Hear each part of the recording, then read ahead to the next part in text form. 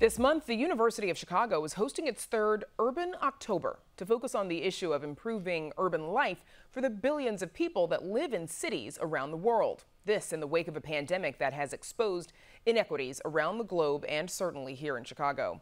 The goal is to help focus attention on the work that's being done to transform the cities of the future and Chicago in particular in a post-COVID and world that's changed by challenged by climate change. Now, joining us now to share their thoughts are three University of Chicago specialists. Amaya Pawar, former alderman of the 47th Ward, who is now a senior advisor at UChicago's Inclusive Economy Lab. Sabina Sheck, director of UChicago's program on the global environment. And Louis Bettencourt, director of the university's Mansueto Institute for Urban Innovation. Thanks to all of you for joining us. So, Amaya Pawar, welcome back. Let's start with you, please. What lessons should the city be taking from this pandemic in order to, we hear this phrase a lot, in order to build back better?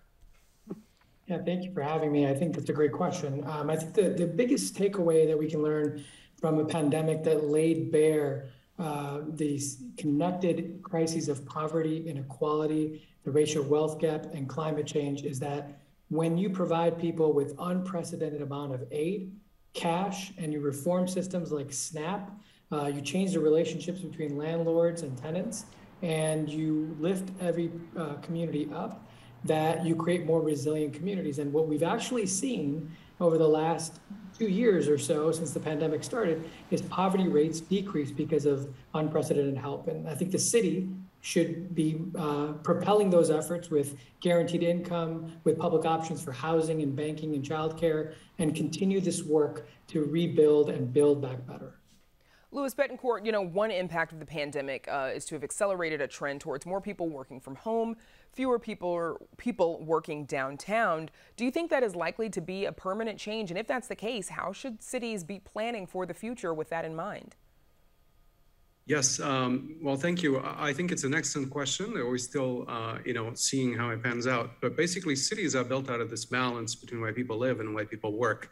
And increasing over the last decades, we've separated those spaces more and more with larger and larger suburbs. So what happened, of course, during the pandemic is that a lot of office work that happens downtown, and particularly in Chicago happens downtown, is now not happening there. And so we're seeing vacancy rates in the Loop, in some parts of the Loop at least.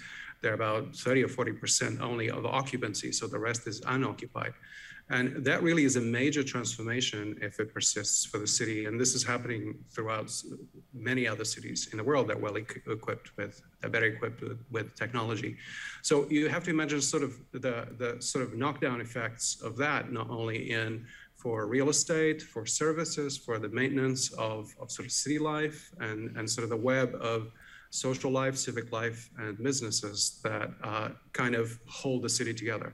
So it's potentially a large crisis. It's also a crisis that may have repercussions that are a little slower, and they have to do with the capacity of businesses in the city to innovate by maintaining these networks of interaction, which we know are critical for how cities work. So we have to see how this pans out, but it asks for cities to think about possibly all these spaces that become vacant. We have other vacant spaces in the city, as we know, and including here in the South Side, and really be proactive and imaginative about how we can create new uses that can create both better living conditions for people and innovation value. And so we tend to see the most visible impacts of climate change. They tend to be in coastal communities, in areas of drought that have been hit by wildfires, for example. But Sabina Sheck, over to you. A city like ours, what are some of the most profound challenges that climate change presents for Chicago? Hi, yes, thank you. Well, that's a good question. And I think we're already living some of these impacts of climate change, so we need to stop thinking about it as some far off, abstract, uncertain future. So obviously these impacts are much more visible in other cities, as you mentioned. In Chicago, we don't see those coastal surges or wildfires, but we're already living with the predictions for Chicago, which are more extreme and intense rain and heat events, and that's going to continue to become more frequent. I think that maybe people don't realize sometimes that heat waves are the leading cause of weather-related deaths in the United States, and particularly vulnerable are people who are living in places without cooling infrastructure, whether that's air conditioning and modern building design or natural sources like trees and green spaces that can reduce these urban heat effects. So, Amaya Poor, back over to you. You told our producer that the multiple crises of poverty, inequality, and climate change have laid bare the shortcomings of neoliberal economic orthodoxy and the philanthropic model. It is a mouthful, but what do you mean by that? Well, so you have people who are benefiting, people, banks, corporations, who essentially use their power and money to write the rules of the economy, and then use philanthropy to try to address the externality. So in other words, they benefit from inequality in a system that helps them get richer, and they then control what cities and states can do through their philanthropy. And I just think that what we need is a new economic paradigm, one that prioritizes workers, one that prioritizes communities, and one that we've had before. Before neoliberalism, we had the New Deal economics, which really prioritized people and communities. And I think it's time to go back to those kinds of ideas and really participate in the markets instead of letting the markets do to us and then let philanthropists decide what we can get as a result. I think cities should participate in the markets, and that's why I believe in public options for banking and housing and broadband and childcare. Louis Bettencourt, one thing that's constantly part of the conversation about living in Chicago is, of course, the subject of violence. Is that something that we know that it's something that has driven many people out of the city, but how do urban planners, futurists, how do they think about that as an issue? Well, it's obviously a existential, very difficult problem in Chicago and many other cities, particularly in the U.S. But it's a problem that many cities also have largely solved or mitigated. And including in the U.S., but certainly internationally. So it's something that we have to think that if we engage with systemically, we should be able to certainly create better conditions. It's a systemic problem. I think we often want, particularly in our political discourse, to either take simple solutions of law enforcement, of social equity, but the places that have done well have actually created systems where both law enforcement is true conflict resolution. It feels like it advances fairness and justice, and at the same time, of course, there's sort of living conditions that are dignified, where people, are healthy.